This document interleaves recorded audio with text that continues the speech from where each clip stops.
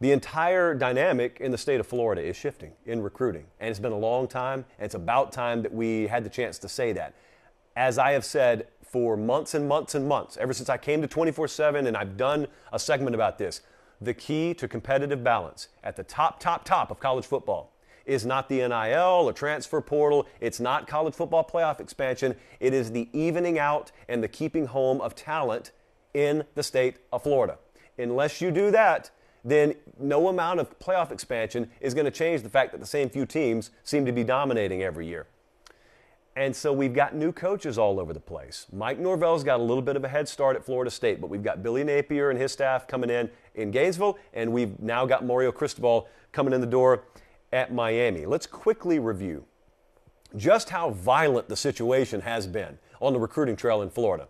I tweeted this stat out earlier. We talked about this back in July, but I know we have a ton of new listeners and viewers since then. This is how bad it's been. This is a stat that boggles the mind. Since 2016, the University of Alabama alone has pulled more five-star players out of the state of Florida than Florida State, Florida, and Miami combined. If you want to know why Bama dominates, if you want to know why there's a lack of that parity that you want so bad at the top of the sport, it has nothing to do with the size of the playoff. It has nothing to do with the NIL structure here and the transfer portal moves there. It is getting talent out of Florida. And to a somewhat equal degree, Texas not holding up their end of the bargain in the Lone Star State, and USC not holding up their end of the bargain. Well, look what we have now. We got big NIL moves happening at Texas. We got Lincoln Riley and his staff coming in the door at USC. So you figure to have an uptick at both of those programs in recruiting, but now we feel confident. At least I think there's reason to feel confident that recruiting is about to take a step up, at the very least one or two notches up at Florida. Certainly that's already underway at Florida State, and it is about to tenfold increase in significance at Miami. How radically will it change? Because this is where I want to talk about the Sunshine State scorecard. I think we just showed one of the graphics, but Bud Elliott puts this thing out every so often, and all it is a measure of how much of your 4- and 5-star in-state talent you keep at home. Last cycle, the 2021 recruiting cycle, 37% of 4- and 5-star talent in the state of Florida went to a school in Florida. It's the second lowest figure it's ever been. And that is directly correlated to, number one, underachievement for the big three in the state of Florida. But if you have been watching the college football playoff as of late, not just this year, last several years, you've seen the big boys that make it to the finish line are doing it with Florida talent littered all over their roster. It would make me sick. If I were a Miami fan or a Florida fan or an FSU fan, it would make me sick, and I know it does, so I'm not trying to put words in their mouth. But Napier, the focus right now at Florida is on the staff. It's a very incomplete picture of what his recruiting staff is going to be because we don't know what his staff's going to be. Mike Norvell and Florida State have taken recruiting very seriously. And what they need, here's my focus for them. My focus with Napier at Florida is on putting his staff together so then we get a sense of how well they'll recruit. My focus for Norvell and Florida State is popping a product in 2022. By that I mean putting up a record that is convincing enough to make that kind of talent stay home. Because right now the data is kind of still incomplete on that. They're trying to sell vision.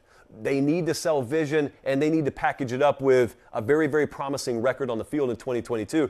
Cristobal at Miami, I don't really care. He's going to get it done either way. He's an assassin in recruiting. That is an equal to or better than shot at meeting what you have been doing in recruiting for all three programs now moving forward.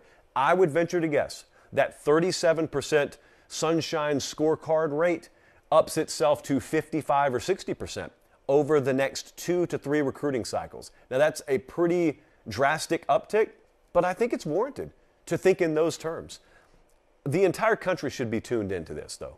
I'm telling you, you don't think it matters to you if you're Utah.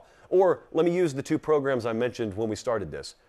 If you're a Michigan fan or a Cincinnati fan, you may listen to me talking about the Sunshine State scorecard and how much 4- and 5-star talent stays home in the state of Florida, and you may think, what does this matter to me? Here's what it matters. One of you is going to play Georgia, and one of you is going to play Alabama in semifinal games on New Year's Eve.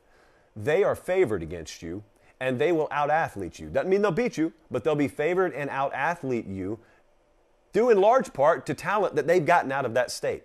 And so I want you to look at these rosters when you play them. And I want you to look at the kind of speed they have on the field, especially on the perimeter. And I want you to think in any given year, if I were to just take one of those racehorse receivers, or one of those lockdown defenders away, or one of those five-star premier left tackles, if I just took one of them away, much less 2 or 3 per roster, it could actually change the outcome of a game. That's how big this is. So if you're Michigan, you may not be landing the kid, but just the mere fact that Georgia may land 1 or 2 less could indirectly impact your ability to win a national championship. It matters for all of college football. And I don't think it's talked about enough, because I think it's been so long since those programs recruited at the level they should that it's almost just taken for granted that they don't recruit down there anymore. Well, they will at Miami, and they're doing a pretty darn good job of it at FSU right now. I hope to be able to say the same thing about Florida. So you couple that with what Texas is trying to do in NIL, and certainly what they can do just in general in recruiting, and what Lincoln Riley figures to be able to do in Southern California. You have in-state talent staying home more often in Texas, California, and Florida. That is a huge shift over time in the overall landscape at the top and mid-tier of college football.